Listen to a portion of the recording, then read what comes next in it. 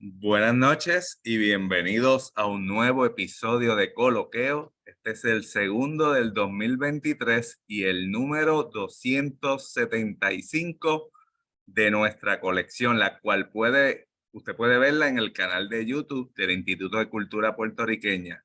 Coloqueo es parte de la programación virtual que se coordina desde el ICP y se discuten temas de Puerto Rico y el Caribe. Yo soy Pablo Luis Crespo Vargas y esta noche, como la mayoría de las veces, estamos transmitiendo desde la sede del ICP en el Viejo San Juan, donde dieron inicio las fiestas de la calle San Sebastián, lo que nos motivó a preparar un programa especial titulado El mito de San Sebastián con el doctor Rafael Torrech San Inocencio, quien hoy está en su 10º coloqueo, si no me equivoco. Rafael, ¿cómo te encuentras? Me encuentro, van 10. Ay, caray. Muchas gracias de nuevo por tenerme. O sea, es un placer y básicamente agradezco mucho las iniciativas de Pablo y que mantenga este espacio. Estoy sumamente contento de la acogida que tuvo el de los Reyes. Yo estaba medio perdido, pero llevo 2 en enero. Esto no vienen Back 2. to back. El de los Reyes fue un palo y estoy muy agradecido de la oportunidad y estamos aquí para hablar de San Sebastián y lo queremos enfocar de una manera diferente. ¿Ok? Empiezo. ¿Te fuiste? Ok. Comienza, sí. Espérate, que no encuentro. Ok, ahora. Básicamente lo que vamos a hacer es un recorrido que va a cubrir muchos de los elementos históricos. De nuevo, esto, igual que con los Reyes, este coloqueo es un poquito menos puertorriqueño y más internacional, y con él queremos cubrir eh, toda la historia que hay detrás del mito y del simbolismo de San Sebastián Mártir. Eh, yo básicamente empecé a trabajar esto en el pasado, ¿no? Pero es importante que veamos cómo ha evolucionado el tema, porque empezamos simple y sencillamente haciendo una especie de recorrido histórico por el mito de San Sebastián, pero en el proceso nos hemos encontrado con muchas cosas interesantes, algunas de las cuales ni siquiera podemos incluir porque desafortunadamente tampoco los voy a tener hasta las 15 de la noche, pero definitivamente es una forma muy estimulante de, a través del mito de San Sebastián, entender cosas que sí tienen que ver con Puerto Rico y sí tienen que ver con nuestra cultura y nuestras tradiciones.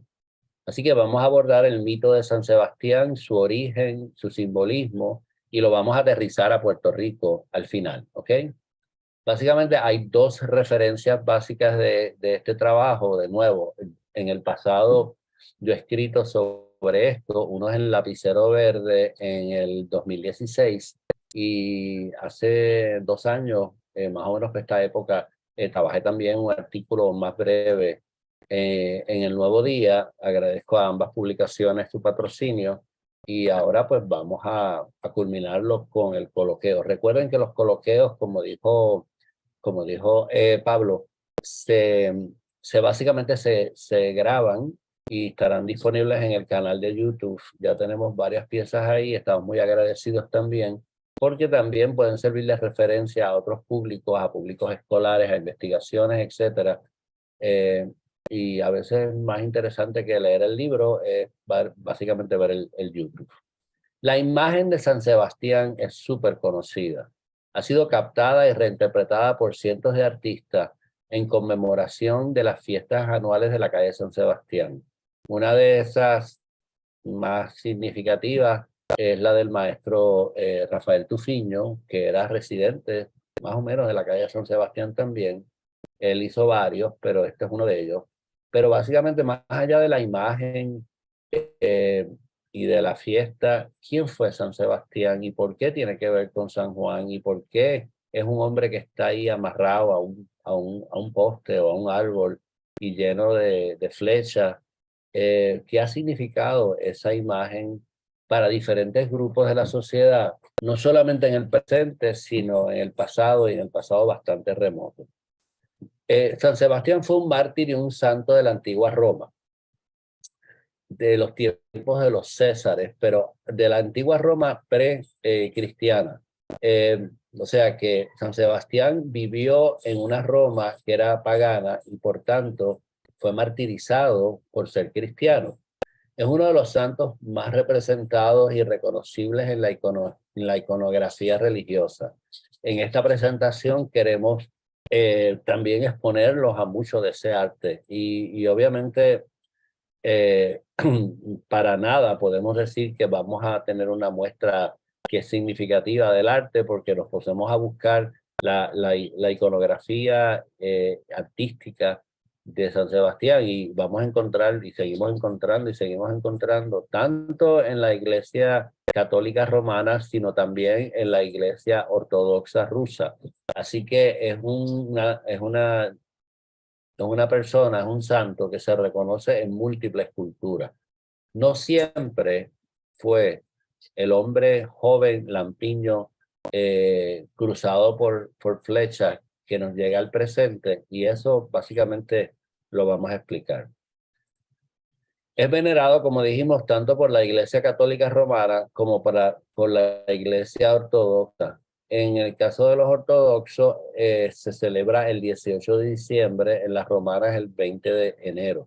Pero básicamente tiene una fuerte veneración también en la Iglesia Cristiana de Oriente. Poco se sabe de quién fue San Sebastián. Aparte de que nació de una afluente familia del área de Milán, en Italia, que serían más o menos por esta área,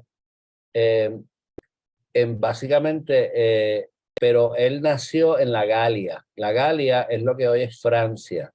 Acuérdense que estaba la Hispania, estaba la Britania, estaba la Galia, que eran provincias romanas de donde salió Gran Bretaña, Francia y básicamente España.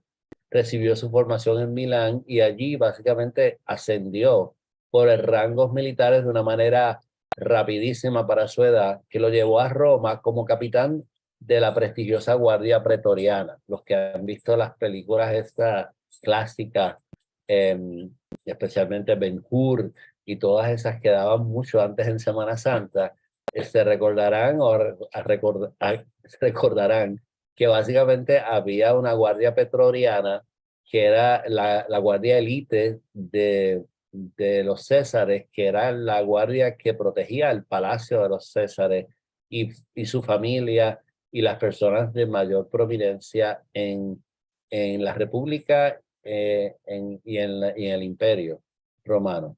Así que el hombre se movió rápido y llegó a ser capitán de la Guardia Pretoriana, pero en ese proceso de la Guardia Pretoriana se advino al cristianismo en un momento donde esa religión todavía estaba proscrita en el Imperio Romano. Así que básicamente tenía un sideline, como dicen hoy en día. Él cumplía sus deberes militares, pero a la misma vez protegía y auxiliaba en secreto a otros cristianos, pero sin embargo, en aquella época eso era una proposición muy arriesgada, porque una de las cosas que él trataba y hacía efectivamente era salvar a muchos de una muerte segura, ya fuera en términos de muerte por tanto o de simplemente el circo romano, etcétera, etcétera. Ya sabemos toda esa historia, las catacumbas, etcétera. Así que el mito dice, la historia dice, estamos hablando del año 200 después de Cristo, algo así. Sí, era 200, ¿verdad? Yo lo puse por aquí en un sitio. Fue responsable de salvar a muchos de la muerte y de varias conversiones y de hechos extraordinarios de carácter milagroso. Simontario, o sea, desafortunadamente, como pasó con él, muchos de los que él salvó eventualmente fueron martirizados. Recuerde que en la tradición cristiana, una persona que muere en defensa de la fe se convierte en mártir y por tanto adviene a la santidad inmediatamente por haber muerto en defensa de la fe. Sus obras cristianas llegaron al conocimiento del emperador Diocleciano. Esto vamos a tomar Diocleciano como punto de partida, pero hay otras crónicas que hablan de otros emperadores, pero las que son las más generalizadas hablan de Diocleciano, que era definitivamente un gran perseguidor de los cristianos, o sea, es pre-agustiano, que fueron el emperador que, si no me equivoco, que se convirtió al cristianismo, hizo el cristianismo la religión oficial del Imperio Romano. Pero en ese momento todavía la religión preponderante era la religión pagana y los cristianos eran perseguidos. Al enterarse que su propio capitán de la Guardia Pretoriana era parte del enemigo y que no quería rendir culto a los dioses paganos, lo acusó de ingrato y lo condenó a la muerte. Esa muerte fue una muerte muy dolorosa, porque él mandó a llamar a un contingente de arqueros de Mauritania. Mauritania todavía existe, es una república africana en el área subsahariana, pero está parte de Mauritania está dentro del vasto y grandísimo desierto de Sahara. Y básicamente como Roma era un imperio y cubría grandes partes del territorio conocido del mundo de aquella época, incluyendo prácticamente, si no todo el Mediterráneo, casi todo el Mediterráneo, se le llamaba el Mare Nostrum, nuestro mar de los romanos. Así que básicamente él mandó a llamar a este grupo de aparentemente muy diestros arqueros de Mauritania y ellos hicieron un pelotón de fusilamiento como lo conocemos hoy en día, pero en vez de disparar, pues obviamente le lanzaron sus flechas, ya sea a través de arqueros, etcétera, etcétera. Obviamente lo que básicamente garantizaba una muerte segura de cualquier persona. Los cronistas de la época compararon el cuerpo como un erizo humano por la gran cantidad de flechas que le alcanzaron. Por eso es que la iconografía de las fiestas de San Sebastián y de otras cosas, y de todo San Sebastián, presenta a un hombre fuerte, como correspondía a un capitán pretoriano, eh, cruzado y lleno de flechas en todas las direcciones.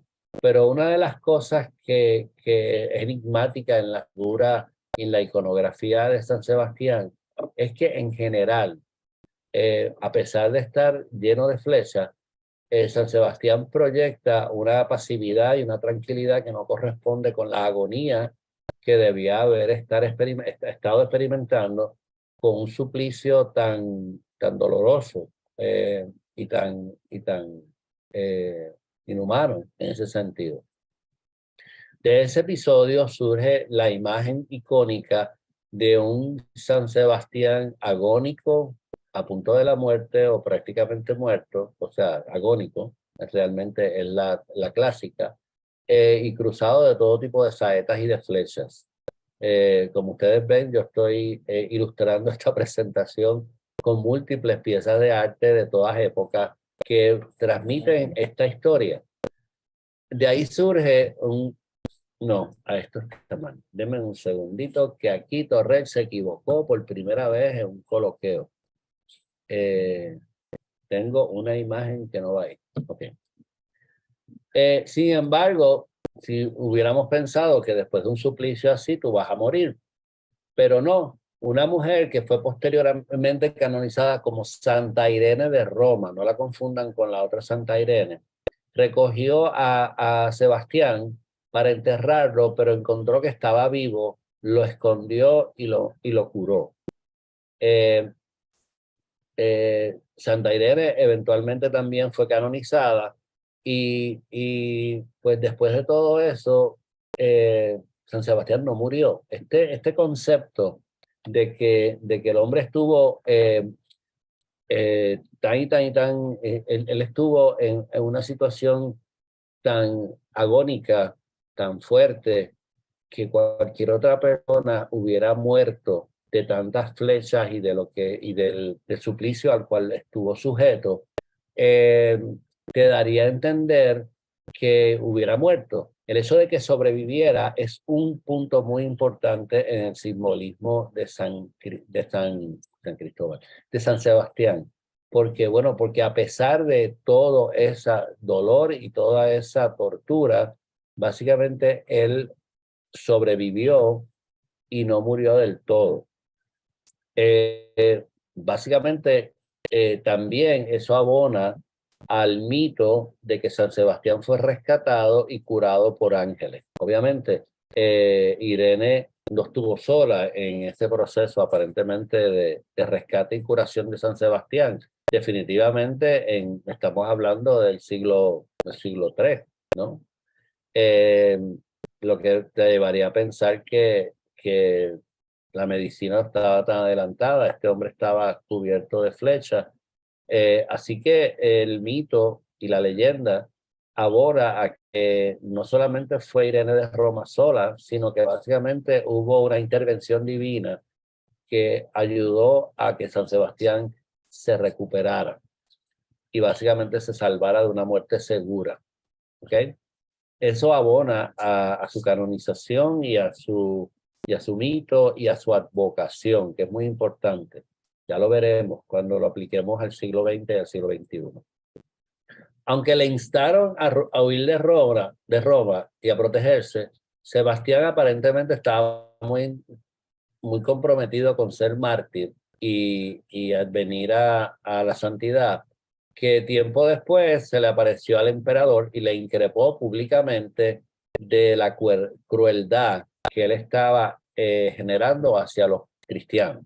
O sea que el hombre casi muere, lo salvan y va nuevamente y se presenta, disculpen, tengo un amigo saludándome, esto nuevamente se presenta al responsable de su suplicio y de su tortura y vuelve y le dice obstinadamente que básicamente, mira, tú estás siendo un cruel con los cristianos, yo soy un gran ejemplo de que tu violencia no funciona.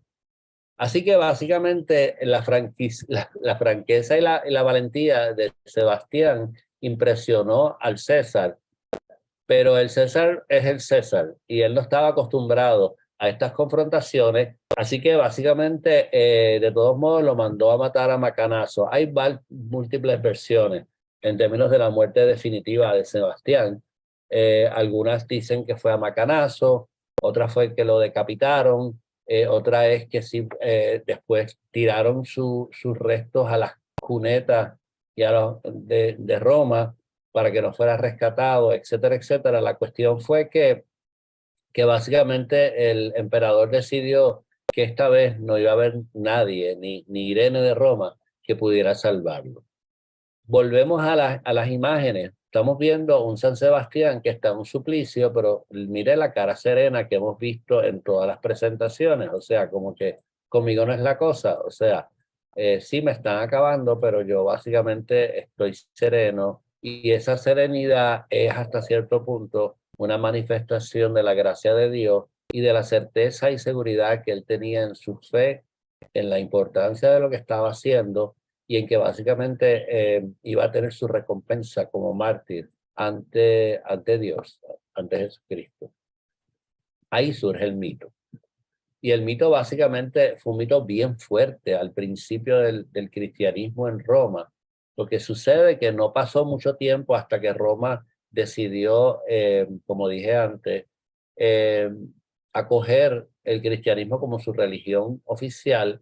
Y básicamente nosotros que hemos estudiado historia a través de los años, yo me acuerdo que había un teoricista muy importante definía la historia en civilizaciones, necesitaba tener una religión oficial y la expansión de Roma estaba muy atada definitivamente con la religión cristiana. Por eso es que eventualmente tenemos un papa y el papa vive en Roma y se crea el Estado Vaticano, que era dentro de Italia, muy cerca, bueno, dentro de la propia Roma. Así que la religión cristiana se convierte de ser la religión perseguida en la religión oficial del Estado y hasta cierto punto en la filosofía, si se puede decir así, que encarna y recoge muchos de los principios de civilización y culturales del Imperio Romano y de la expansión de Roma a través del mundo. Así que Roma y el cristianismo se convierten en uno. Esos restos fueron rescatados de los alcantarillados de Roma y guardados en una de las 7 primeras iglesias cristianas de Roma, adquiriendo también una gran prominencia como uno de los primeros, se dice el tercer santo en el temprano mundo cristiano de Roma. Así que supuestamente, no sé cuáles son los otros dos, pero San Sebastián fue prácticamente uno de los primeros santos. Como hablamos bueno, lo digo ahorita, Sebastián murió a los 36 años en el año 288, sus restos y reliquias pasaron a Francia, donde fueron veneradas. Recuerde que él era oriundo de Galia, o sea que él básicamente era lo que sería hoy un francés, donde fueron veneradas por muchos siglos, debido a un saqueo de los enemigos calvinistas en el proceso de la Reforma Protestante.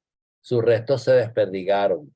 Posteriormente se dice que fueron recuperados en fosas comunes junto a los de los otros mártires, y en esta iglesia en Francia, este es el sarcófago donde se dice que están los restos de San Sebastián, y obviamente ahí está la alusión al hombre joven, el mancebo, como dicen, a las flechas, etc.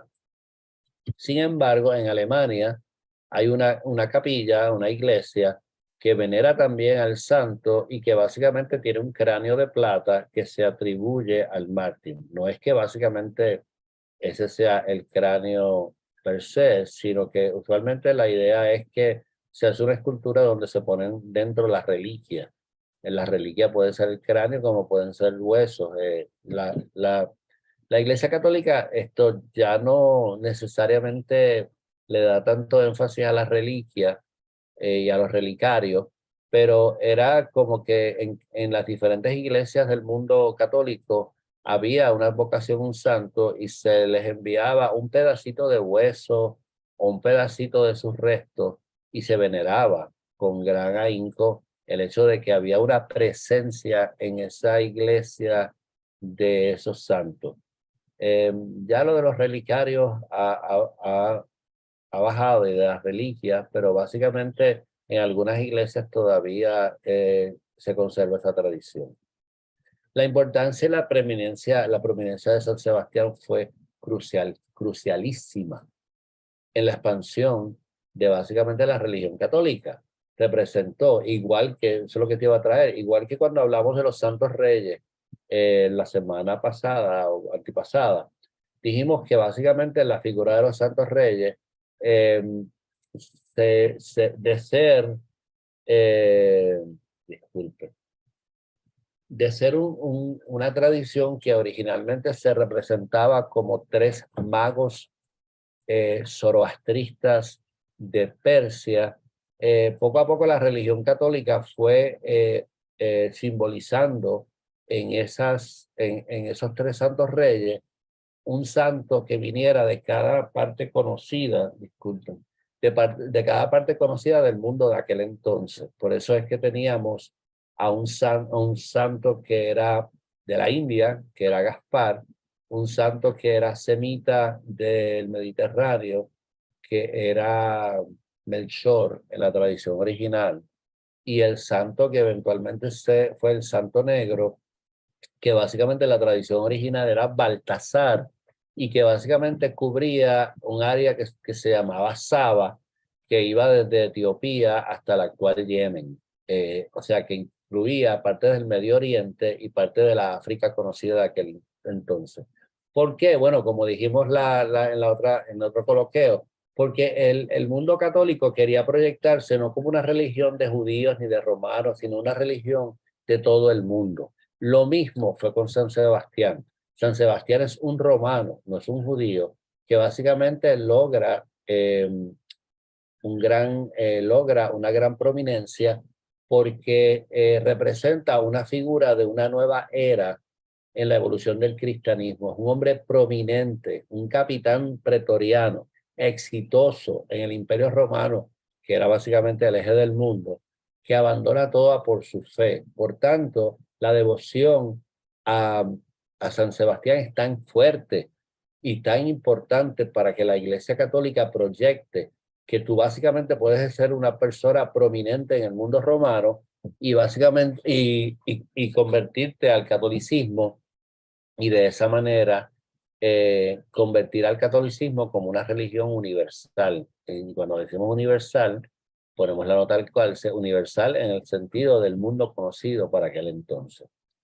Muy distante es San Sebastián del arquetipo de un predicador judío como puede ser San Pablo, como puede ser San Pedro, y aun cuando San Pablo era ciudadano romano, seguía siendo judío, que era básicamente el arquetipo la tipología que había de un santo católico cristiano de aquella época.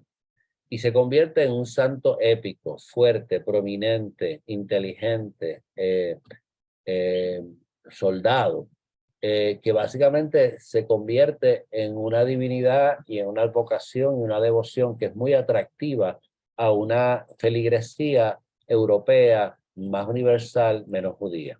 Como dijimos con los Reyes Magos, la Iglesia Católica se convierte en una iglesia universal de diferentes razas, de diferentes culturas, y donde realmente menos se propaga inicialmente es de donde mismo vino Jesús, que era de Judea. ¿Por qué? Bueno, porque muchos judíos, casi todos, siguen con su religión judía original y son los gentiles, como decían en aquella época, o los paganos, o los no judíos, los que acogen la religión católica cristiana y la hacen la religión del mundo conocido para aquel entonces. Sin embargo, tenemos que hacer una aclaración de que, aparte de que sea un santo tan icónico, no siempre San Sebastián se proyectó como un joven lampiño, robusto y fuerte, cruzado por flechas y saetas. Por ejemplo, en la Basílica de San Pietro de Vincoli, en Italia, aparece esta imagen temprana de San Sebastián como un hombre barbudo, que tanto es así que básicamente lo confunden con San Pedro. Yo vi, no las puse aquí, pero otras imágenes antiguas de San Sebastián, que es un hombre no necesariamente así de viejo como ese, es un hombre más joven y que su iconografía era un arco, o sea, que aparecía constantemente con un arco. Eh, y esas fueron representaciones tempranas. No es la única. Si usted mira, esta representación es de un centurión entonces barbudo. Este cuadro básicamente es de San Sebastián y no es el San Sebastián que nosotros conocemos. Este otro cuadro que está a mano derecha es un cuadro compuesto de dos y San Sebastián es este hombre que está a mano derecha, que se repite en ambos. Yo sabía qué significaba, pero estos son otras personas, es una conversión lo que están planteando, la intervención de San Sebastián en una conversión. Y básicamente tenemos a un San Sebastián vestido a la usanza persa, yo diría. Barbudo, joven, y no es el icono lampiño que estamos acostumbrados a ver como representación de San Sebastián. Sin embargo, con el tiempo, la imagen evoluciona, perdónenme, la imagen evoluciona, tratando de ver lo que estoy haciendo, en el siglo VII del soldado de la espada, y después básicamente tenemos la imagen que conocemos del hombre joven lampiño cruzado por flecha. Un ampuesto mancebo lampiño, atado a un árbol y atravesado por varias flechas, con una misteriosa pasividad en el rostro que no encaja con el sufrimiento que sentía.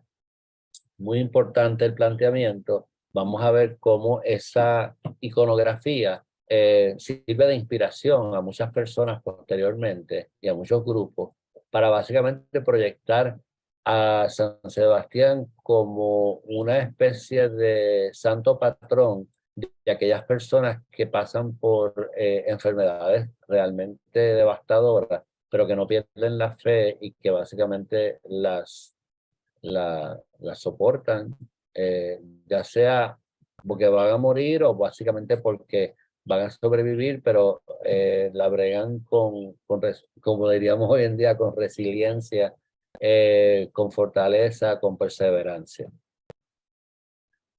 La enigmática ha sido tema para algunas obras maestras de artistas como Rubens, Tiziano, El Greco, Botticelli, entre otros. Yo no podría ponerlos todos y pensé ponerle los autores abajo, pero hubiera estado todavía haciendo la presentación. Aquí tenemos la de Tiziano, la del Greco, la de Botticelli, la de Rubens. Son diferentes artistas de diferentes países, de diferentes estilos, y todos acogieron la idea de, de nuestro patrón de la fiesta San Sebastián, utilizando entonces la iconografía del hombre joven, lampiño, que está cruzado por flechas y que básicamente soporta el martirio con cierta tranquilidad. Susan Sontag, la gran escritora, resumió ese enigma visual así: su cara nunca registra las agonías de su cuerpo y por tanto su belleza y su dolor están eternamente divorciados uno del otro. En otras palabras, su cara es como si fuera otra persona en otras circunstancias. Tú tienes un cuerpo agónico que está sufriendo y su cara no necesariamente está proyectando eso, sino que está proyectando una tranquilidad, una belleza que no corresponde a la agonía que está sufriendo su cuerpo. Ese simbolismo es muy importante. Las avocaciones son variadas. Si usted mira alguna de estas imágenes antiguas, tú tienes a San Cristóbal yo diría, en la palacea de algunas de las divinidades principales de la Iglesia Católica, como se presenta aquí. O sea, ahí está Jesús, ahí está María, ahí está Ana, está la Anunciación, está San Cristóbal, ese San Cristóbal que también es un mito, perdonen, muy interesante, que es el hombre que fue eliminado del santoral de San Cristóbal, porque los doctores de la ley eclesiástica decidieron que San Cristóbal era más una leyenda que un hecho, pero la historia de San Cristóbal es que él aparentemente pues lleva al niño Jesús y lo ayuda a cruzar un río, algo por el estilo. Por eso es que San Cristóbal tiene unas vocaciones especiales, particularmente con los viajeros, etcétera. Pero a través de los años, San Sebastián ha sido protector de los moribundos, de los atletas, de los arqueros. Por eso es que les digo que en las representaciones originales siempre salía con un arco. De los albañiles, que no entiendo cuál es la vinculación, pero vamos. Pero yo puedo entender por los atletas por su condición física. Y también básicamente ha sido invocado contra los enemigos de la religión por su importancia histórica en los inicios y su martirio en los inicios de la fe católica. Así que básicamente ahí tenemos la imagen, las diferentes imágenes y la proximidad que tiene eh, a Jesucristo y a otras grandes íconos de la religión católica. ¿Cómo te digo? La devoción a San Sebastián tomó un giro mucho más fuerte durante la trágica peste bubónica, que fue responsable de la muerte de una gran proporción de la población europea. Y se presentaba a la peste bubónica, yo creo que es muy elocuente el dibujo de la parte superior derecha, con un arquero, y básicamente que arrasó con la mitad de la población de Europa. Y tal vez la devoción a San Sebastián tenía que ver con el hecho de que él sobrevivió a las flechas, y la devoción tenía que ver, bueno, yo me acojo a la protección de San Sebastián porque yo básicamente quiero sobrevivir las flechas de la peste bubónica. Hay muchas otras imágenes de la peste que son muy elocuentes y que presentan a la peste como un arquero y a la enfermedad como una flecha, así que la vinculación es obvia, ¿ok? Es muy obvia. Por ejemplo, esta esta imagen que yo considero que es enigmática, y estamos reforzando el hecho de que la, la peste se simbolizaba con flechas que atacaban el cuerpo, pues en esta imagen se proyecta que es la voluntad de Dios el que las personas mueran de peste, porque tenemos a Dios tirando las flechitas y abajo tenemos a todas las víctimas y los humanos y los santos rezándole a Dios para que cese la tribulación de estas flechas de peste bubónica que están matando, como ya dije, a la mitad de la población de Europa. Así que San Cristóbal murió con flecha, la peste bubónica se simbolizó con flecha. Las recientes advocaciones se han manifestado en pacientes terminales de SIDA. En la década del 90, cuando básicamente la gran pandemia del SIDA, San Sebastián se convirtió en otro símbolo para básicamente una población que en aquel momento estaba afectada por una enfermedad rara, desconocida. Nosotros que vivimos esa época nos acordamos, muy diferente al COVID, sexualmente transmisible y que afectó a unas poblaciones en particular, como pudieron ser en aquel momento los hombres que tenían sexo con hombres, los niños que nacían de madres infectadas y otros tipos de transmisiones, como fue las donaciones de sangre, las transfusiones de sangre, etcétera. Así que mucha de la iconografía de San Sebastián fue invocada en los tiempos horribles de la década del 90, si yo no me equivoco, en donde básicamente, en donde súbitamente había toda esta gente que estaba muriendo de SIDA como una enfermedad sin remedio, como una enfermedad que estaba afectando a unos grupos en particular y como una enfermedad para la cual no había cura. O sea, y que había que proyectar ese mismo estoicismo, es la palabra, de San Sebastián para enfrentar una sentencia de muerte por una enfermedad desconocida que en aquel momento carecía de las terapias y de las alternativas y los retrovirales y todas las diferentes otras opciones que tiene una persona que padece hoy en día o que está infectado con VIH, para que la enfermedad no degenerara en SIDA, que es la condición que realmente es la condición oportunista que eventualmente provoca la muerte de diferentes maneras. Puede ser una pulmonía o puede ser una infección de piel, puede ser otra cosa. Pandemia que terminó en el sentido de que no tiene tanto énfasis, pero el riesgo de infección de SIDA existe. También hubo una cosa muy importante, y es que cuando empezaron las terapias retrovirales y las diferentes medicamentos que se desarrollaron para retrasar la progresión del VIH en SIDA, se dio entre las personas infectadas un súbito afán, y esto la literatura y las investigaciones lo recogen, de ponerse en forma. O sea, porque la imagen que tenemos de una persona con SIDA es una persona que pierde mucho peso y que se queda literalmente en la quilla, como diríamos en Puerto Rico. Y entonces aquellas personas que tienen diagnósticos de VIH y que básicamente viven con VIH y mantienen su enfermedad más o menos controlada con los nuevos medicamentos y terapias que existen, desarrollaron esta tendencia a trabajar su cuerpo y demostrar una fortaleza y tonificar su cuerpo y, básicamente, y proyectar exactamente lo contrario de lo que era por mucho tiempo la imagen de una persona con VIH o con SIDA. Eso aumentó el paralelo entre San Sebastián y las personas con VIH, porque muchos de ellos eran personas que decían, mira, me voy a morir o no me voy a morir, pero yo quiero proyectar que básicamente estoy en una condición física óptima. Y San Sebastián era el ícono que proyectaba la saeta del SIDA o del VIH en mi cuerpo como un riesgo, pero yo básicamente por mi fortaleza física proyecto que estoy bien y la voy a sobrevivir. ¿Okay?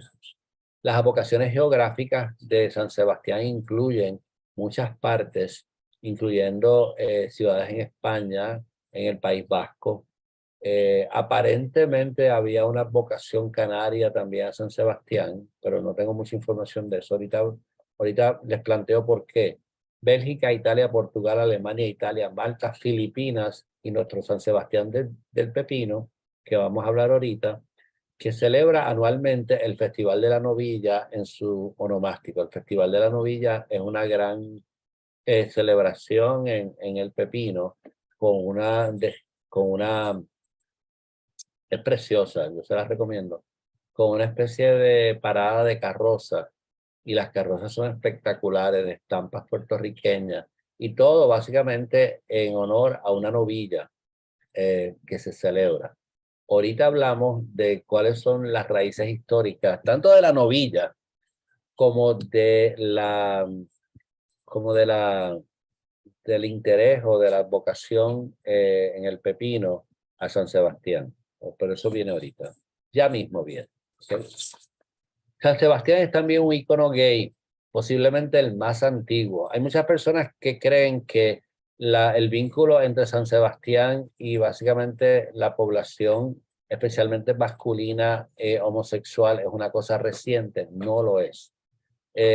San Sebastián es hace mucho tiempo, y estamos hablando del siglo pasado, un icono gay, posiblemente es el icono gay más antiguo.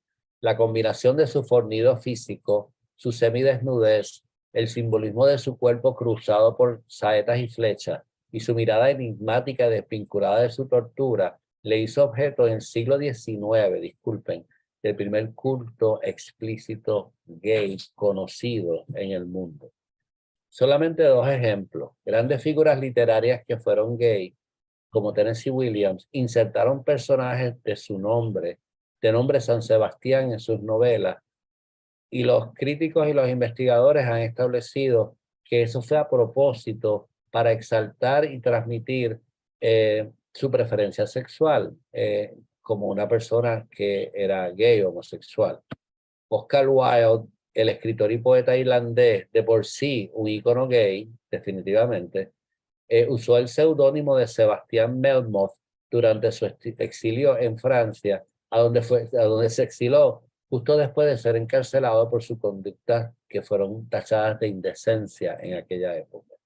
Así que estamos hablando que desde el siglo XIX y el siglo XX hay una relación directa entre la iconografía de San Sebastián y las personas que básicamente se consideran tienen una preferencia sexual homosexual, principalmente masculinos. Dijo Oscar Wilde que tras ver el martirio de San Sebastián de Guido, que es el que estamos presentando en esta imagen, de Guido Reni, en el Palazzo Rosso de Génova, Wilde lo describiría en un soneto como un niño castaño encantador con el cabello crujiente y los labios rojos.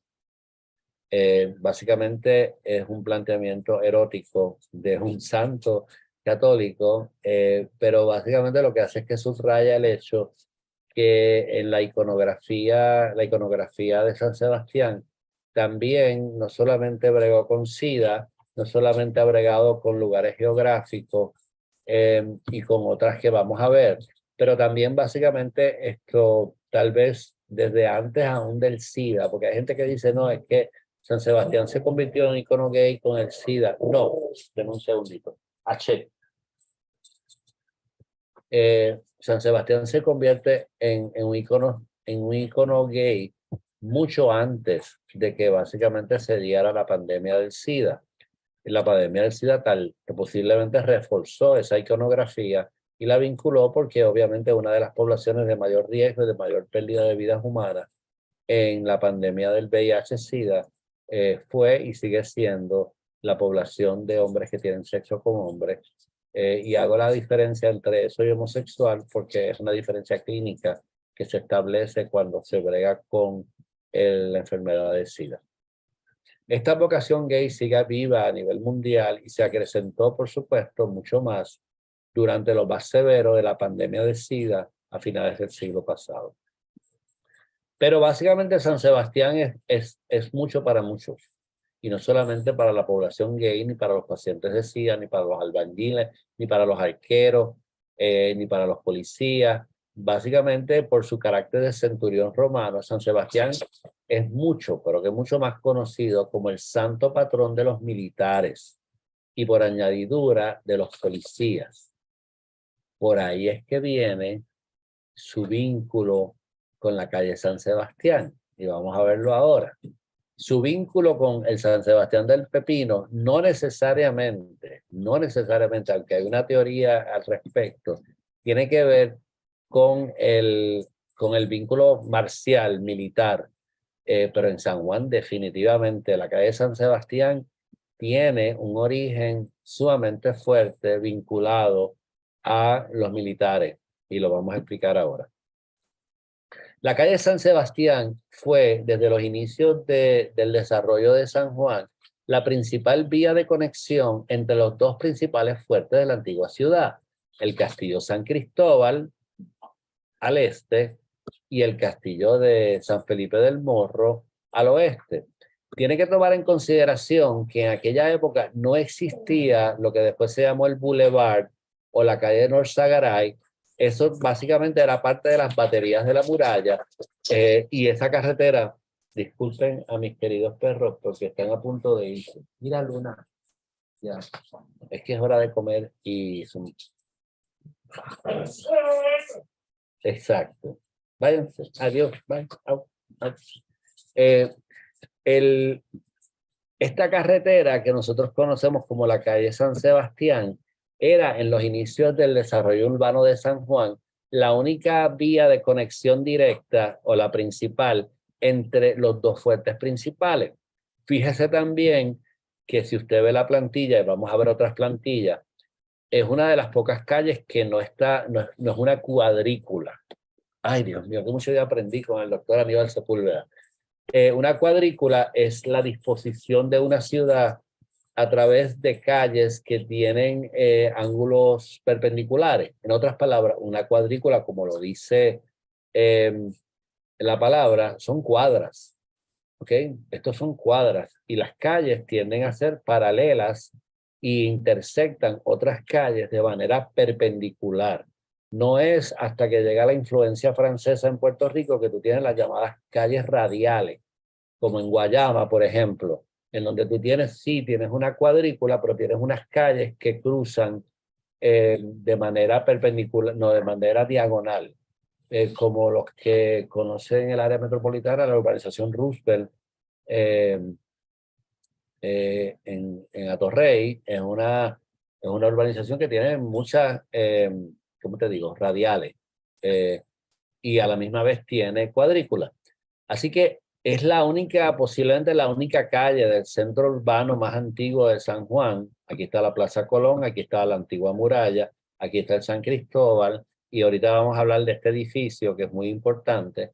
Y la calle San Sebastián empieza siguiendo la cuadrícula y súbitamente vira y tiene un ángulo diferente a las otras calles, porque en esta área donde hoy está la avenida Norzagaray no había una carretera como tal hasta mucho más adelante. Nuestro querido Campeche, que lo vamos a mencionar, nos dice cómo eran esas calles. Ay Dios Padre, se me olvidó el nombre de la obra de arte, Jesús. Pero vamos, esta es una obra de Campeche y ha habido mucho debate en términos de cuál es esta carretera, o sea, cuál es esta calle. Campeche tenía esta buena costumbre, y yo digo que es muy buena, porque aunque él como pintor tenía que pintar a personas prominentes, a santos, etc., y Campeche era un excelente miniaturista. Te incluía en sus pinturas imágenes. Los que han visto la Conferencia de los Barrios saben que la única imagen de un hato del siglo XVIII, XIX, de principios del siglo XVIII, digo, finales del XVIII, del XIX, nos las da Campeche en un pequeñito cantito en el trasfondo de la Dama Caballo, de que por sí, aquí hay una Dama Caballo allá atrás, de por sí es una obra relativamente pequeña. O sea, la tecnología nos ha permitido coger esas imágenes, digitalizarlas y reconstruir esos trasfondos de Campeche para poder ver este insert que es un proceso de empedrado de las calles de San Juan. Hay personas, críticos, que han dicho que esa es la avenida Fortaleza, pero realmente no se sabe qué avenida es. Yo no estoy diciendo que es la calle San Sebastián, porque no podría ser la calle San Sebastián, por lo menos en la parte donde es curviada. Pero te da una idea de cómo era una calle de principios del desarrollo urbano de San Juan. Tengan presente que las calles en este proceso, lo que tú estás viendo en la imagen a mano derecha, disculpen, yo soy una cosa maravillosa haciendo esto, ¿ves? Lo que estás viendo a mano derecha es un proceso de limpieza y empedrado. O sea, están poniendo los adoquines de aquella época para una excelente explicación del proceso de adoquinado. Siempre yo recomiendo la preciosa conferencia de la doctora Aida Caro Costa, que habla sobre eso, y otras personas también. Pero es muy importante que tengamos presente de que esto no necesariamente la San Sebastián, simplemente es una ilustración de cómo pudo haber lucido una calle en aquella época. También no puede ser la San Sebastián porque desafortunadamente el este de la calle San Sebastián, el oeste de la calle San Sebastián no tiene esta topografía. Esta topografía se parece a la bahía de San Juan y se parece mucho a el área de Bayamón y un poquito de Guaynabo. Yo vivo como por aquí, entre Santolaya, por esa área. Así que posiblemente es una carretera que va de norte a sur, ¿okay? Pero es bueno verla para que tenga una imagen mental de cómo eran nuestras carreteras en nuestro desarrollo urbano en los tiempos del desarrollo de la calle San Sebastián. En una de las primeras, y estoy presentando con mucho orgullo imágenes del libro de Aníbal Sepúlveda, que es un clásico, creo que fue reeditado, que se llama San Juan y la historia ilustrada de su desarrollo urbano, 1508 a 1898. Yo soy un orgulloso discípulo del doctor Aníbal Sepúlveda Rivera, que está entre Puerto Rico y España, pero que sería un excelente coloquiador, como diríamos aquí ahora. Este libro es una joya, igual que su atlas. Él estuvo años trabajando en un atlas que está ahí atrás, tiene como 5 volúmenes, en donde básicamente él trabaja un esbozo histórico de los orígenes de cada uno de los municipios de Puerto Rico, uno de los volúmenes que es una joya. Pero este mapa, esta perspectiva de San Juan visto desde el Océano Atlántico de 1575 se considera la primera ilustración conocida de la ciudad de San Juan. Fue hecha presumiblemente por Juan Escalante de Mendoza en 1575 y es una reproducción del otro gran historiador Murga Sanz de 1960. ¿Por qué esta imagen es importante? Bueno, porque nos da una imagen de una ciudad de San Juan que posiblemente pues estamos hablando de que tenía 50, 60 años de fundada.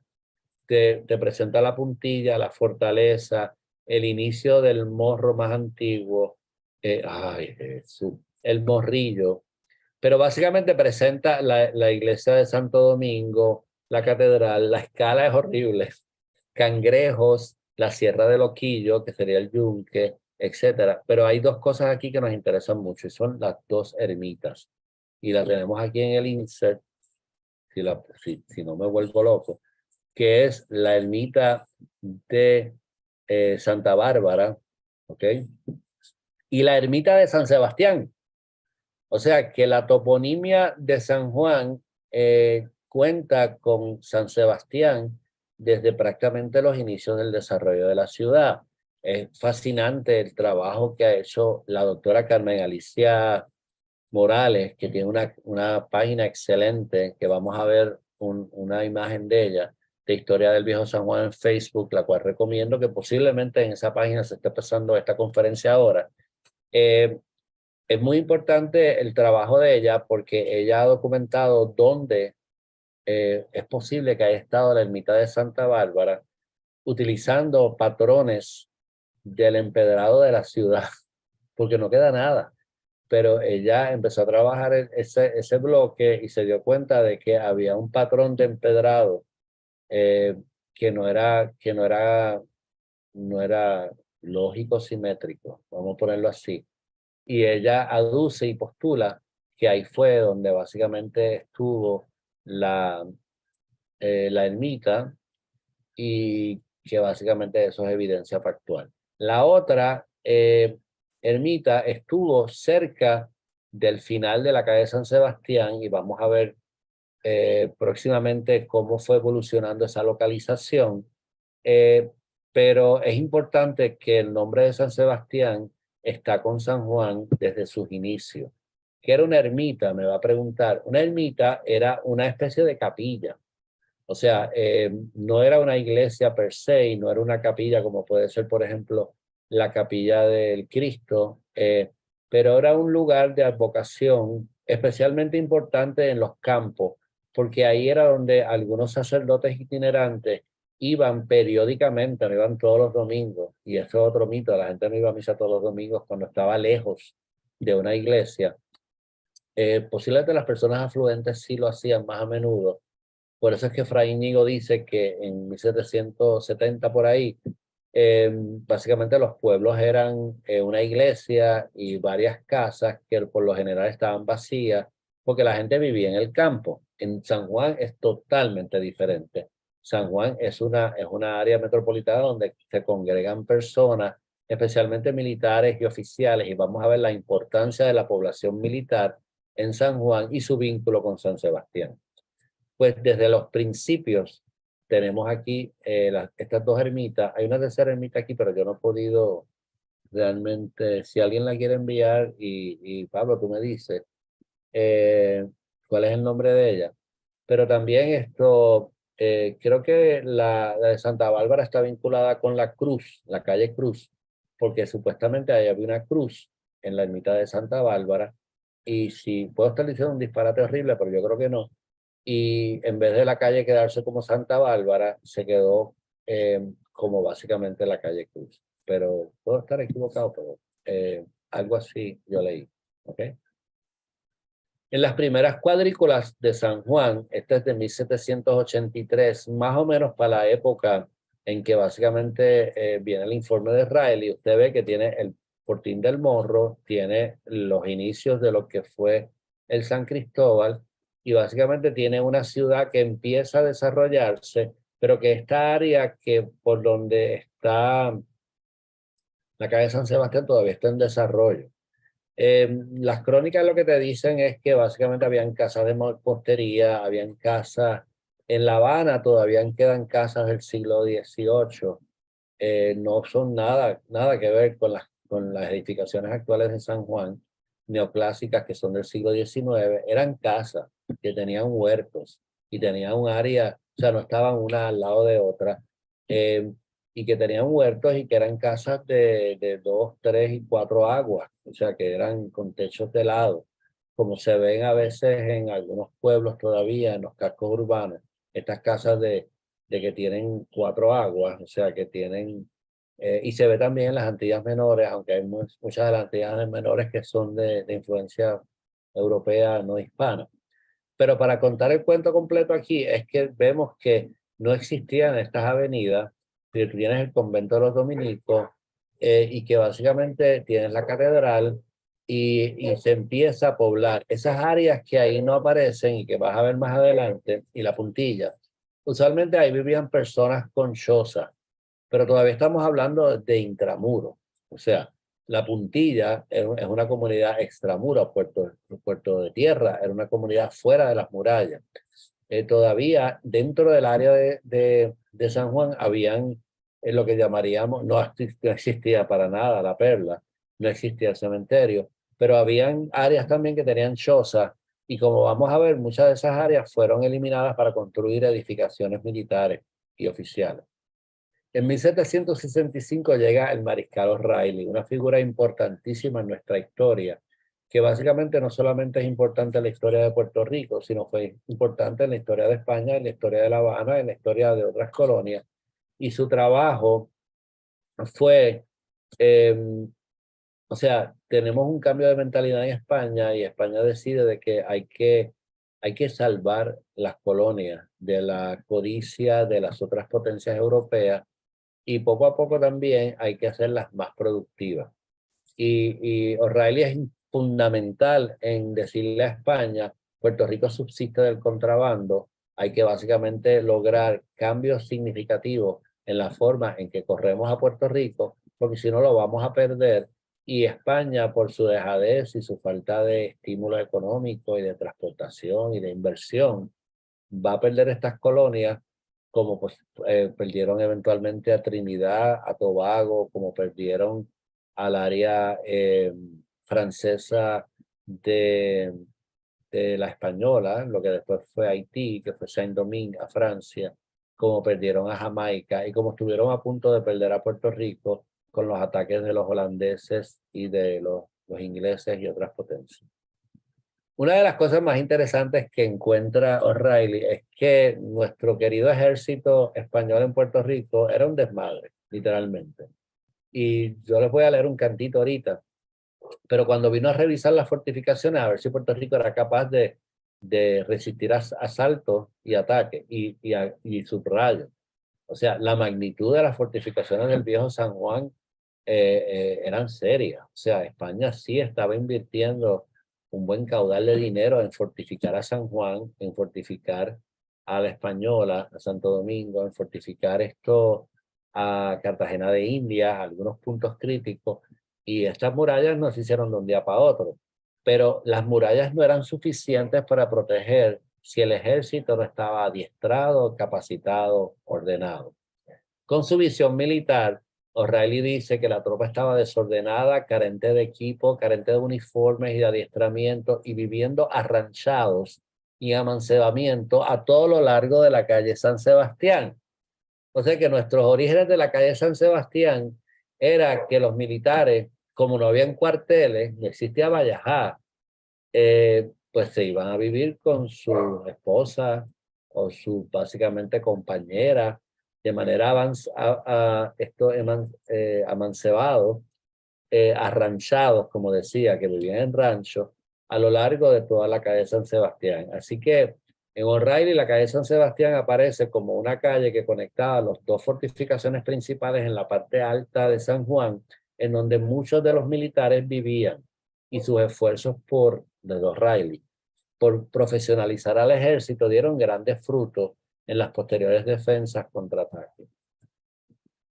El libro de el muy querido y echado de menos historiador puertorriqueño, este libro se consigue, don Eugenio Fernández Méndez, dos buenos historiadores puertorriqueños nos dieron en la década yo imagino que esto fue en el 70, unas excelentes antologías, la de la ya mencionada Aida Caro Costa y Eugenio Fernández Méndez, pues él tiene las crónicas de O'Reilly y yo, pues no de la mejor manera en términos estéticos, pero resuelve. Copié algunas de las citas y básicamente en ese informe, que fue un informe a las mayores autoridades españolas, déjenme ver si yo puedo sacar esto de aquí para que no se metan en medio. Ok, te lo saqué. Tengo también muy necesario que vuestra excelencia esté noticioso del estado de la defensa que queda aquella plaza e isla, del que yo la hallé, y de cuánto consigo necesario que se haga para su seguridad. Lo importante aquí no es la introducción. Los soldados del batallón fijo de Puerto Rico están casi todos casados, con muchos hijos y sin más auxilio que su presbítero. Vivían separados en chozas propias o alquiladas. Los sargentos atendían únicamente al cuidado de sus familias y hasta los oficiales entregados a su comodidad e intereses ponían todo su conato en hacer valer sus empleos. Los capitanes, a cuenta del primer situado, anticipaban al soldado los efectos que necesitaban para sí y su familia. Con este tráfico recogían mucha parte de lo que correspondía a cada uno. Los capitanes más moderados se entendían para esta negociación con algún tendero del que el total de los efectos que suministraban la compañía les abonaban de 10 hasta 15%. Estamos hablando de no del contrabando con otras Antillas, estamos hablando de traqueteo dentro de los bienes y los suministros de los soldados. Las dos compañías y dos piquetes que a principios de la última guerra, disculpen, se enviaron a Puerto Rico para refuerzo de la guarnición, siguieron muy luego el arraigado ejemplo de estas industrias. Esta última tropa quedó acuartelada. Ahí ya vemos el hecho de que o sea, ¿por qué les sorprende a ellos que viven fuera en casas y chozas? Pues se supone que los militares vivieran en los cuarteles y no estuvieran casados y sirvieran al ejército y tuvieran uniforme, etc. Pero cada soldado eventualmente se arranchó, perdónenme, me perdí aquí, con alguna negra o mulata que llamaban su casera. A esta entregaban cada uno de los 4 pesos mensuales que recibía de tesorería para su subsistencia. De este dinero comían el soldado, la casera y los hijos si lo tenían. ¿Qué fuerzas puede tener un soldado tan mal mantenido? ¿Qué modo de pensar influiría aquel trato? ¿Qué honor, celo ni aplicación al servicio se puede esperar de quien vive con tanto abandono espiritual y temporal? Toda la tropa veterana de Puerto Rico estaba sin uniformidad alguna en su vestuario. Cada uno compraba y llevaba lo que quería. Muchos cuando no estaban de servicio usaban sombrero de paja por la calle y casi todos de calzón ancho que les bajaba hasta los tobillos. El ejercicio estaba igualmente descuidado, ninguno lo sabía, daban los oficiales por disculpa de su omisión, que esperando de día en día quien les enseñase el nuevo, no habían practicado el antiguo. Esta disciplina y calidad de la tropa mal correspondía al crecido haber que recibía y al importantísimo objeto confiado a su valor y a su ser. Esta era la única defensa que tenía su majestad para la conversación de la más preciosa isla de las Américas, en cuya fortificación, tropa y demás obligaciones llevaban gastados muchos millones. Y gente, en aquella época no son los millones de hoy en día. O sea, millones son millones en aquella época. Así que O'Reilly nos presenta la situación de la tropa y esa situación muy bien tenía que ver con la calle San Sebastián.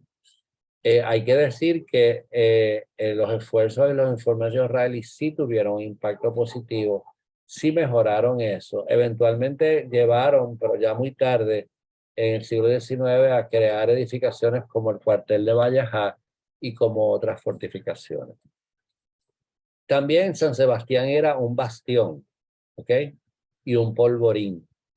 El polvorín es donde hoy está la escuela Lincoln. Aquí habían varias edificaciones importantes que hoy en día no existen. Así que este bastión, que vamos a ver una foto, que es el primer bastión, si no me equivoco, después de la salida del San Cristóbal, básicamente ese bastión se llamaba San Sebastián. Lo que es la perla tenía un rebellín, ay Jesús, que era que hay muy buenas ilustraciones en un libro reciente que se hizo excelente, que tiene ilustraciones de lo que era el rebellín de la perla. El rebellín no existe, pero hay fotos recientes, que estoy hablando del siglo XX, en donde se ve parte de donde estuvo el rebellín y el matadero, que ese edificio tengo entendido que existe y que básicamente es como una especie de centro cultural. Así que no teníamos esta población extramuro que después dio base a lo que conocemos como la Comunidad de la Perla, pero ya había edificaciones extramuros. ¿Por qué? Bueno, porque el matadero es extramuro, porque básicamente la peste y la sangre y todo lo demás, nadie quería tener el matadero intramuro. El rebellín tenía un propósito de defensivo. Y posteriormente, ya en el siglo XX, se establece aquí un hospital de tuberculosos. Por las razones, bueno, por los vientos, por el fresco de mar, y también porque los tuberculosos tampoco los querían tener intramuros, los querían tener separados. Igual que tenían a los leprosos, posteriormente, y algunos tuberculosos, si no me equivoco, en la isla de Cabra, al otro lado de la bahía. Aquí hay dos edificaciones muy importantes, que es el Bastión de San Sebastián, que aún existe, y básicamente el Polvorín. El Polvorín evoluciona de Polvorín a cuartel. O sea que inicialmente era el Polvorín, pero después evoluciona a un cuartel, o sea que a una residencia de soldados. ¿Qué es un polvorín? Un polvorín es un depósito de pólvora. Si usted va al Parque Muñoz Rivera, va a ver que hay una edificación en el Parque Muñoz Rivera que tiene una chimenea y que tiene unas paredes de bien ancho, de mucho grosor. Pues los polvorines tú los podías, no, tú podías determinar que una edificación es un polvorín porque como se guardaba pólvora, pues obviamente había un alto riesgo de explosiones y por tanto las paredes tenían que ser sumamente gruesas para no, en caso de que hubiera una explosión, no afectara o sea, se contuviera el efecto de la explosión dentro del polvorín. Así que no tiene nada que ver con polvo. Así que el polvorín es donde está hoy en día la escuela. Y aquí tenemos otra imagen del polvorín y almacén, o sea, es almacén, polvorín y después cuartel en la calle San Sebastián. Y aquí vemos que la cuadrícula está mucho más definida, hay más edificaciones más allá del convento, disculpen, y que tenemos básicamente que ya toda esta cuadrícula se está cumpliendo. Ya que básicamente la mano me lo impone, ya tenemos aquí, más posterior, vemos los bastiones, el bastión de Santo Tomás, el bastión de San Sebastián, etcétera. Ya vemos que la cuadrícula se va llenando, que la calle del sur. Yo voy a fregar con esto. Que básicamente los espacios se van llenando, pero todavía no tenemos el bulevar, que conocemos hoy como la avenida Norzagaray, que básicamente es la avenida que cruza la la parte alta de la ciudad amurallada, justo al frente de sus murallas. Tenemos otro mapa, este de 1856, que básicamente pertenece a una serie que elaboró Manuel de Sicardó, que básicamente se hicieron las diferentes áreas. Y tenemos el problema que tienen muchas personas. La calle Sol daba al Polvorín, ¿ok? Y el Polvorín estaba en el mismo medio de la calle San Sebastián, o sea que literalmente usted tenía que salirse de la calle San Sebastián y ir a la calle Sol para llegar al San Cristóbal. Pero el polvorín era muy importante en términos de la defensa de la ciudad. Tenías que tener un sitio para tener la pólvora que necesitaban los cañones para la defensa. Este mapa, que es excelente, ya es un mapa más adelante, donde ya tenemos una calle que es el principio de la calle Norzagaray, que básicamente ya tú ves que se está desarrollando una calle externa entre la muralla y esta parte. Vemos el polvorín, vemos los pabellones de artillería, el cuartel de artillería, que fueron eliminados, donde hoy en día es la Universidad Carlos Albizu, que creo que fue la escuela Valdoriotti. Aquí estaba el cuartel de la artillería porque era necesario tener cuarteles para la tropa, pues como decía O'Reilly, la gente no estuviera viviendo arranchado a través de las calles. Y aquí está la capilla franciscana que existe y está la iglesia de San Francisco que fue derrumbada con un acto horrible de esta iglesia. Y esto es lo que conocemos hoy en día como la barandilla o la plaza de San Francisco con su escalera que básicamente existe todavía, pero en la iglesia de San Francisco lo que hicieron fue que marcaron el piso donde era que estaba la iglesia para que las personas puedan contextualizar dónde estaba ubicada. También, obviamente, el barrio de Santa Bárbara asume el Polvorín y lo que es la calle de San Sebastián, eran parte del barrio de Santa Bárbara. Ustedes saben que yo soy apasionado con los barrios, pero no me pongan a hablar de los barrios de San Juan porque básicamente no salimos. Otro de los íconos de la calle de San Sebastián es el Colegio de Párvulos. Es una pena que se haya perdido esta edificación histórica Y cuando digo que se perdió, es que no se preservó para un uso público. El Colegio de Párvulos, yo lo vi operando, yo no soy tan viejo. En la década del 90 todavía el Colegio de Párvulos operaba y era un ícono, es un edificio precioso y todavía tenía estudiantes, Párvulos son niños. Posteriormente, pues fue vendido, no sé exactamente qué pasó con él y qué se está haciendo. Yo espero que sea restaurado. Yo sé que el Historical Building Society hizo, o yo creo que fueron ellos, un ensayo fotográfico de las condiciones en que está. Es deplorable, por lo menos en el ensayo fotográfico, las condiciones en que está el Colegio de Párvulos. Y se merece mejor suerte y mejor propósito. Posiblemente con todos estos inversionistas, alguien lo compre y lo haga un Airbnb o algo por el estilo, pero eso es otro tema. Esta foto que está en la página de la doctora Carmen Alicia Morales en Facebook, que es de Historia del Viejo San Juan, es una foto tan importante porque que yo sepa, es la única foto que existe de lo que era el polvorín de San Sebastián, que básicamente es donde está la iglesia, la escuela Lincoln hoy en día. Si usted ve, pues ocupa toda la cuadrícula y como todo polvorín, era una edificación sumamente recia. Esta otra foto, que perdonen la mala calidad, es lo que es hoy todavía el bastión de San Sebastián. Usted ve que está en la calle Norzagaray y aquí está el San Cristóbal y es la primera curvita, esa área. Esa área estuvo habitada, ¿ok?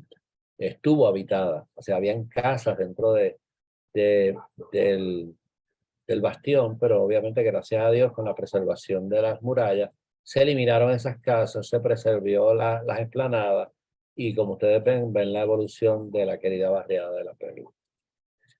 Cuando hablamos de Campeche, tenemos que señalar también que Campeche también pintó San Sebastián. Esta obra, supuestamente hay dos San Sebastianes, bueno, supuestamente hay tres San Sebastianes pintados por Campeche.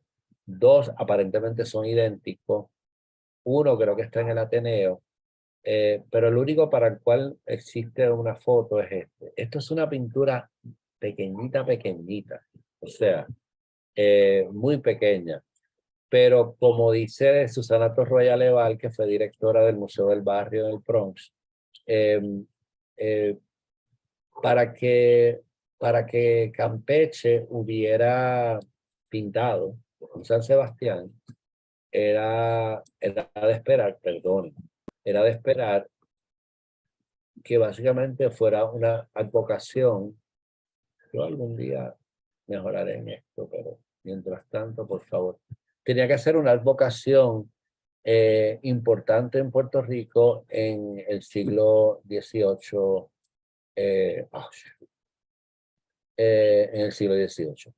Así que sí, también tenemos una aportación puertorriqueña de Campeche a la iconografía de San Sebastián de finales del siglo XVIII, principios, bueno, finales, no, del pleno siglo XVIII, si no me equivoco. Mi hermana me mencionó que ella vio esa obra protegida por acrílico en la Galería Nacional. Sabemos que la Galería Nacional está cerrada, pero que, bueno, tal vez ya la abrieron, pero yo tengo entendido que estaba cerrada, pero que hay planes de abrirla, o sea, se abrió. Y no sé si esa obra está allí, pero pueden procurarla para que vean el San Sebastián puertorriqueño de Campeche, que es una obra memorable. De nuevo, Campeche aprendió mucho de Pared y Alcázar, pero también aprendió mucho de las obras que predominaban en España y en Europa. Y su San Sebastián cumple todos los requisitos de los San Sebastianes normales de aquella época, que es una figura, es un mancebo, joven, fornido, cruzado por Saez. Para terminar, pues obviamente tenemos que mencionar, si no me mata mi esposa, que es de familia pepiniana, que básicamente en Puerto Rico, pues obviamente tenemos las fiestas de San Sebastián y tenemos el Festival de la Novilla en San Sebastián del Pepino. Yo no soy historiador, o sea, soy historiador de barrio, pero el cotejo que hice con relación a los orígenes de San Sebastián del Pepino Básicamente son un poquito contradictorios, pero lo que lo que dicen los historiadores locales y la gente que ha trabajado la historia de San Sebastián es que el nombre de San Sebastián realmente se oficializa a mediados del siglo XIX. San Sebastián surge de dos hatos y obviamente pues tenemos una conferencia completa en YouTube sobre los barrios y los hatos que se llamaban el hato del Pepino y el hato de Las Vegas, que el origen tiene mucho que ver con el río Guatemala. Mi suegro es de Guatemala, eh, y que básicamente era una localidad sumamente próspera que eran hatos. O sea, que el junte de Las Vegas, del hato de Las Vegas y del hato del Pepino es el que establece el fundamento temprano de San Sebastián del Pepino, que es una localidad que se crea en el siglo XVIII, no es como todos estos municipios que se crean en el siglo XIX. Sin embargo, en aquel momento no se llamaba San Sebastián del Pepino, se llamaba El Pepino, como tal. Los historiadores locales han establecido una teoría de que el nombre de San Sebastián fue impulsado por los vascos. Sabemos que hay ciudades y hay una gran advocación vasca a San Sebastián y que ellos fueron los que movieron de que se le pusiera San Sebastián. Ustedes saben que los pueblos en Puerto Rico, muchos de ellos tienen el nombre de su patrono, como puede ser Santa Isabel o San Germán o todo lo demás, pero que otros se llaman San Miguel de Muesa, Calley, o sea, lo que fuera. Que el patrono en algunos casos trasciende o trascendió como el nombre del municipio y en otros casos se quedó simple y sencillamente como el nombre originario y el patrono de ese pueblo. Hago esa sugerencia, subrayo esto por varias razones. Una de las teorías que es que los vascos propiciaron el cambio de nombre a San Sebastián porque la devoción de los vascos era el mártir San Sebastián, pero también se ha vinculado con unas personas que murieron martirizadas, 5 revolucionarios en la Plaza del Pepino durante el Grito de Lares en 1868. Una teoría interesantísima que básicamente ataría a toponimia de este importante pueblo puertorriqueño a un evento de sublevación contra España. También los queridos canarios siempre salen en la ecuación. Básicamente se dice que los canarios también advocaban a San Sebastián. Esa me está extraña, y que básicamente tuvieron que ver con el nombre de San Sebastián al área del pepino. La cuestión es que se quedó el pepino. El pepino no tiene nada que ver con una fruta. El pepino, los historiadores han dicho que es una formación topográfica, que era característica, que está en el sello, en la bandera de San Sebastián, están estos pepinos. Yo quisiera decir que son mogotes, pero no son mogotes, son otras formaciones topográficas, pero que su forma era como pepino. Todavía, supuestamente, en San Sebastián quedan formaciones topográficas que aluden a eso. Esos orígenes de hato tienen mucho que ver con el Festival de la Novilla y con básicamente el apego de los pepinianos a la novilla al ganado, porque el origen de esa comarca tiene mucho que ver con los hatos de ganado del siglo XVIII y XVIII más que nada, tal vez XVII, porque hay menciones en 1600 y pico a los hatos al hato de Las Vegas particularmente. Así que eso es el origen del Festival de la Novilla.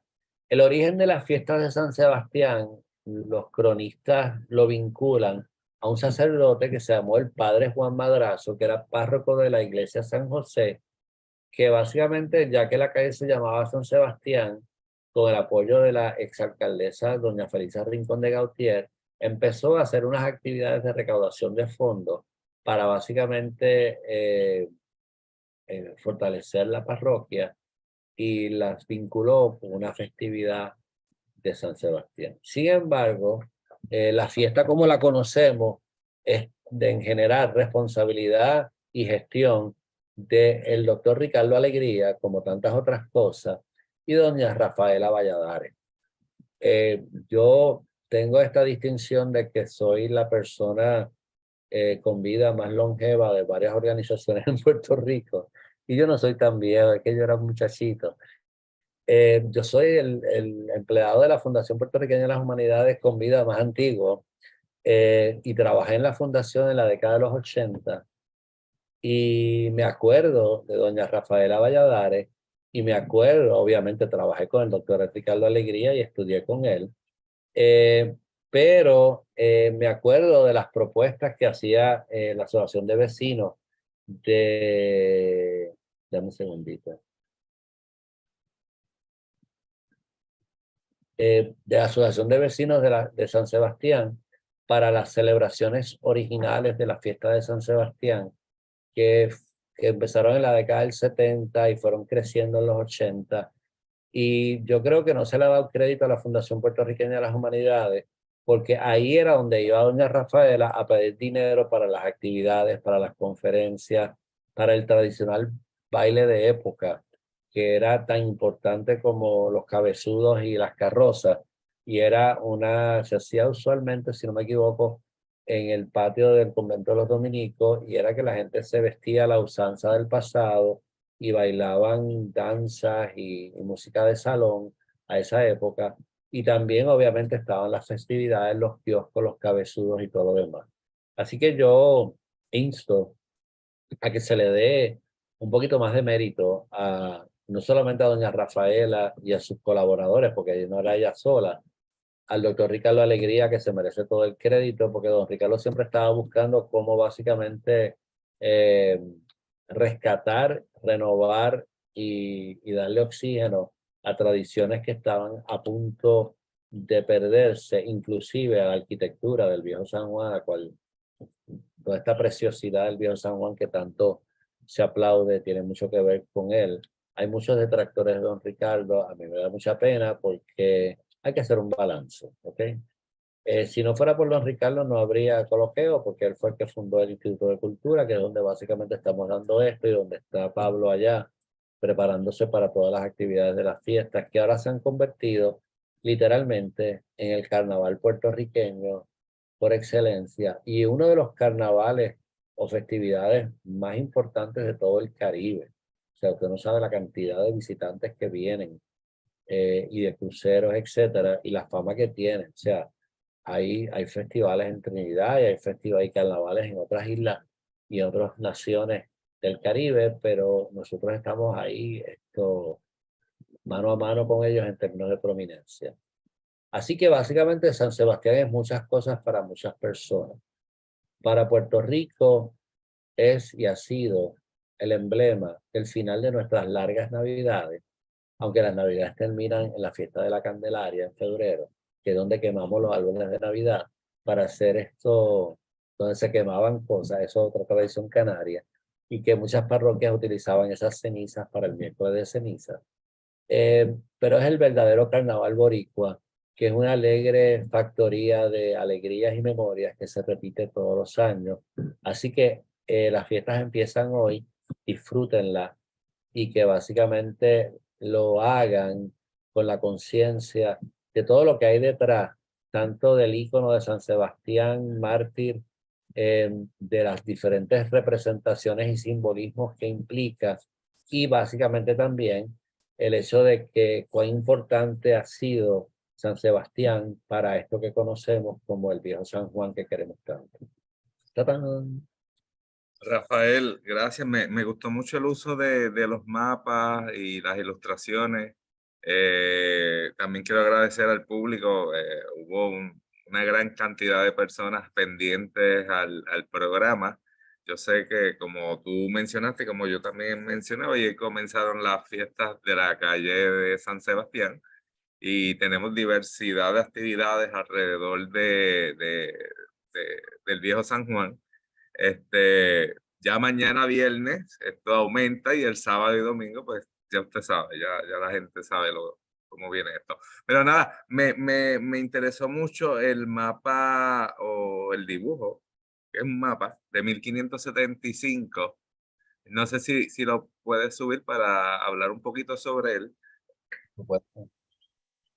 Ya buscar. Ok. Lo que me llamó la atención es la ubicación de lo que era San Sebastián. Sí, o sea, siempre se ha dicho que, hay personas que han dicho que el Bastión de San Sebastián y el Polvorín logran su nombre de la calle de San Sebastián, cuando aparentemente no, la ermita de San Sebastián existía al principio y existía por la advocación de los militares, Sí, igual que Santa Bárbara. Ustedes saben que Santa Bárbara es una advocación y es una divinidad muy poderosa, especialmente en Cuba, y que ha tenido un fuerte sincretismo con las religiones neoafricanas. O sea, Santa Bárbara es poderosa, es como San Miguel, o sea, y tiene su espada, y básicamente tumba cabezas, y algunas iconografías la pone con la espada para abajo, pero cuando la pone por la espada, con la que cuando la pone con la espada para arriba es usted y tenga. Así sí. que mira, que tienes el morrillo, tienes el morro, tienes, ay Jesús, tienes esto que no puedo descifrar claramente, pero si alguien sabe, es como matruncas, no sé. Y tienes San Sebastián, y tienes aquí donde básicamente eventualmente estuvo el San Cristóbal, que no estaba en aquella época, y tienes el camino de Portetierra. Y así que hemos estado con San Sebastián desde el principio de la edificación, del viejo San Juan. Disculpen. Sí, un ejercicio que nuestro público puede hacer, y trate de ubicarse este mapa con la realidad actual para que puedan entender las dimensiones y cómo estas personas veían ese medio ambiente en ese momento. Y estamos hablando del siglo XVI, 1575. Hablando, si San Juan, Puerto Rico los europeos llegaron a Puerto Rico en 1493, pero hay una gran polémica con relación a la fundación de San Juan entre el año, pero tomemos, sin que básicamente nadie me tire a la cabeza, 1500, el de Aníbal es 1508, o sea que estamos hablando de que San Juan prácticamente lo que tenía era 60 y pico de años de existencia. Sí, Un desarrollo urbano. Recuerda que en aquella época la fortaleza no era una residencia de gobernadores, que la catedral, o la plaza principal de la catedral, era la plaza que básicamente mira hacia la puerta de San Juan, sí, y que tenía una serie de edificaciones. Obviamente la escala de este mapa es horrible, pero sí, tú, y eso es parte de lo que hacemos con los barrios. Tú ves el río Bayamón, que era el Expreso de las Américas de toda la vida hasta el siglo XIX, que era el que conectaba San Juan a básicamente el resto de la isla. La desembocadura del río Bayamón era por Palo Seco. Mi familia es trinitaria de Palo Seco, y mi tatarabuelo operó un Ancón, y era muy importante el río Bayamón, porque el río Bayamón no salía por Levita, lo que es Levitán hoy en día, sino que salía por la bahía. Y era fantástico porque tú podías mover hasta tropas en los ataques a través de piraguas en el río Bayamón. El barrio de Atoteja tiene su nombre porque ahí había una comunidad de negros libertos que producían los ladrillos y las tejas de San Juan, que las subían por el río Bayamón. Así que tú ves que esta visión del siglo XVI de San Juan, muy rudimentaria, muy fuera de, fíjate, si esto es la catedral y esta es la fortaleza, obviamente está fuera de escala, y, y tienes el convento de los dominicos, eh, tú sabes, pero son de los primeros mapas. Hay otros posteriores, especialmente hay unos que fueron hechos por extranjeros, eh, que básicamente van desarrollando ya una cartografía más correcta.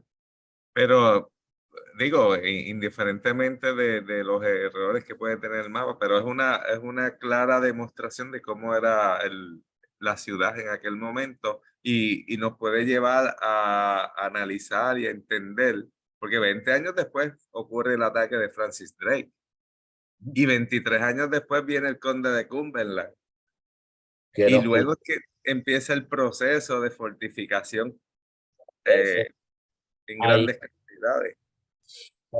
fue necesario el San Cristóbal, el Puente del Cañuelo, lo que es hoy Isla de Cabra, Sí, la fortaleza, Morro, pero el Morro siempre fue una prioridad.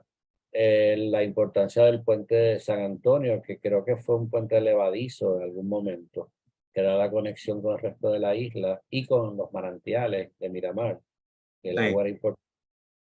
Y cuando tú ves San Juan, en otros mapas que no están aquí, ves el desarrollo de las diferentes líneas de defensa que van desde la primera línea de defensa era el puente fortificado de San Antonio, que desafortunadamente esa, ese fuerte que había al otro lado, o sea, en el lado de la isleta del viejo San Juan se destruyó en las construcciones posteriores. Tienes que entender que, que no, San Juan no era lo que es hoy en día porque había áreas de mangle, lo que llaman áreas anegadas, que básicamente eran mayores. No es hasta Felipe Benítez Resach, el fundador del Normandy, que se hace realmente un puerto moderno en San Juan y se rescatan múltiples tierras.